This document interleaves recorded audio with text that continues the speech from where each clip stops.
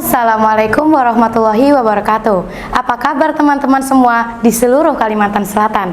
Perkenalkan, nama saya Vitaningrum Anjar Rahmadani dari SMP Tahfiz Bilingual Darul Quran Istiqomah. Saya duduk di kelas 8. Kali ini saya akan menceritakan sebuah kisah legenda dari Kalimantan Selatan, yaitu asal-usul Pulau Kembang. Pada zaman dahulu, berdirilah sebuah kerajaan di muara Sungai Barito, namanya Kerajaan Kuin. Tempatnya yang strategis menjadikan tempat tersebut sering dikunjungi oleh berbagai pedagang dari berbagai negeri. Selain tempatnya yang strategis, kerajaan tersebut juga memiliki seorang patih yang sangat sakti, berani, dan gagah perkasa. Namanya Datuk Pujung. Ia merupakan benteng pertahanan untuk menghalau segala ancaman yang datang dari luar. Suatu hari, datanglah sebuah kapal besar berbendera Inggris dari negeri Cina yang membawa buruh-buruh Tionghoa berlabuh di hulu Sungai Barito. Meski terlihat kesibukan yang luar biasa dari dalam kapal tersebut, tidak seorang pun warga negeri yang mengetahui apa sebenarnya yang mereka lakukan. Mereka pun tidak mengetahui apa tujuan mereka menuju ke Sungai Barito. Lama ditunggu, tidak ada seorang pun yang keluar dari kapal besar tersebut. Kedatangan mereka tentu membuat perasaan sang pemimpin kerajaan menjadi lebih berhati-hati. Keesokan harinya, sebuah perahu yang serat serdadu berseragam dan bersenjata lengkap merapat ke tepian Sungai Barito.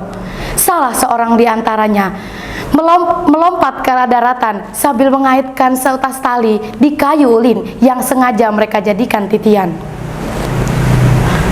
Wahai anak negeri, sebelum pertumpahan darah terjadi, kalian semua disarankan untuk menyerah. Jika tidak, negeri ini akan kami musnahkan. Siapapun yang berani melawan akan kami jadikan sebagai budak tawanan, ujar seorang utusan. Kemudian Datuk Pujung menjawab ancaman tersebut dengan kata-kata yang halus.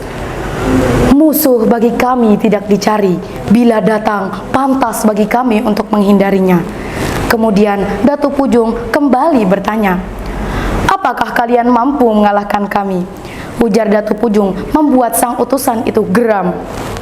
Kemudian sang utusan menjawab kembali, hai orang tua, berani sekali kamu bertanya seperti itu. Apakah kalian ingin bukti keperkasaan kami? Ujar kepala utusan. Datuk Pujung menjawab kembali dengan kata-kata yang lebih tinggi. Ya, begitulah, jawab Datuk Pujung dengan penuh wibawa. Hai prajurit, serang dan tangkap mereka, ujar perintah sang kepala utusan. Datuk Pujung menjawabnya, sangat tidak bijaksana, sama sekali tidak bijaksananya dengan pisauku ini. Ia akan menoreh dan membuat lehermu berlubang jika pasukanmu meneruskan langkahnya, ujar Datuk Pujung sambil menggores-goreskan pisaunya di leher sang kepala utusan. Melihat keselamatan pemimpinnya yang terancam, seluruh pasukan serdadu mengurungkan niatnya. Tidak ada yang berani bergerak sedikit pun. Kemudian Datuk Pujung mundur selangkah. Sambil berbalik, ia menawarkan sebuah taruhan. Tidak perlu ada pertumpahan darah di antara kita. Jika tawaranku ini kamu terima secara kesatria, ujar Datuk Pujung. Apa itu wahai orang tua? Jawab sang kepala utusan. Kemudian Datuk Pujung kembali menjawab, tariklah pohon ulin yang kalian jadikan titian itu sampai ke sini. Kemudian dengan senjata yang kalian miliki, tebaskan ke pohon ulin tersebut hingga terpotong menjadi 2 bagian. Jika kalian mampu melakukannya, seluruh negeri ini akan menjadi milik kalian. Dan sebaliknya, jika kalian tidak mampu melakukannya, dengan hormat kami persilahkan untuk kalian meninggalkan tempat ini sebelum kami berubah pikiran, ujar Datuk Pujung sambil menunjuk sebatang kayu ulin yang panjang, yang besar dan panjangnya tidak kurang dari 9 depa. Kami terima tawaranmu wahai orang tua, jawab sang kepala utusan dengan angkuhnya.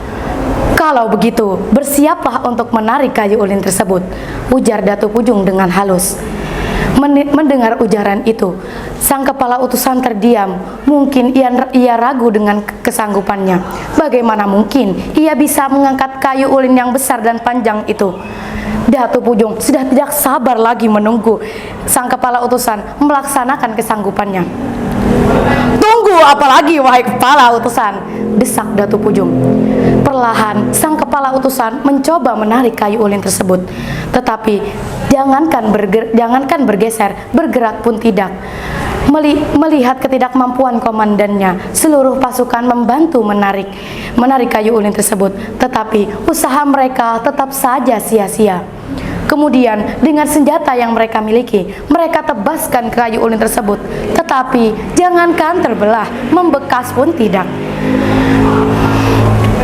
Datu Pujung hanya tersenyum melihatnya. Dengan mengawasi gerak-gerik lawannya, Datu Pujung segera mendekati kayu ulin tersebut dengan sebelah tangan dan pisau bakulnya yang terhunus. Kemudian menebas kayu ulin tersebut hingga terpotong menjadi dua bagian. Salah satu bagian sengaja ia lemparkan ke arah lawan, sehingga mereka lari terbirit-birit menuju perahu. "Tunggu pembalasan kami, wahai orang tua!" ujar sang kepala utusan mengumbar ancaman. Kemudian perahu tersebut mereka dayung dengan sekuat tenaga menuju kapal besar di hulu Sungai Barito. Datu Pujung tidak mengherani ancaman tersebut. Dengan potongan kayu ulin yang lain, Datu Pujung berhasil mendahului mereka menuju kapal besar di tengah Sungai Barito. Pasukan naik dari bagian depan kapal, sedangkan Datu Pujung naik dari bagian kapal besar. "Kalian semua memang tidak bisa diberi hati," seru Datu Pujung dengan penuh amarah. Kemudian ia mengeluarkan pisau kecil di balik bajunya. Kemudian ia mencukil lambung kapal tersebut hingga bocor. Air menggenangi kapal tersebut. Sebuah hentakan kaki Datu Pujung membuat kapal tersebut bocor. Air menenggelamkan kapal tersebut beserta pasukan dan isi kapal besar. Kemudian lumpur-lumpur dan batang-batang yang hanyut di Sungai Barito selanjutnya menimbun kapal besar tersebut sehingga membentuk delta atau pulau di hulu Sungai Barito yang diberi nama sebagai Pulau Kembang. Singkat cerita, nama Pulau Kembang disebabkan oleh para keluarga buruh Tionghoa yang tenggelam. Mereka datang untuk menziarahinya dan mereka membawa kembang yang sangat banyak sehingga membuat tumpukan kembang yang banyak. Warga sekitar Barito pun sering melihat tumpukan kembang yang berserakan di mana-mana. Kemudian sebutan Pulau Kembang menjadi nama pulau itu sampai saat ini. Sekian kisah pendek dari saya. Salah khilaf mohon dimaafkan. Wassalamualaikum warahmatullahi wabarakatuh.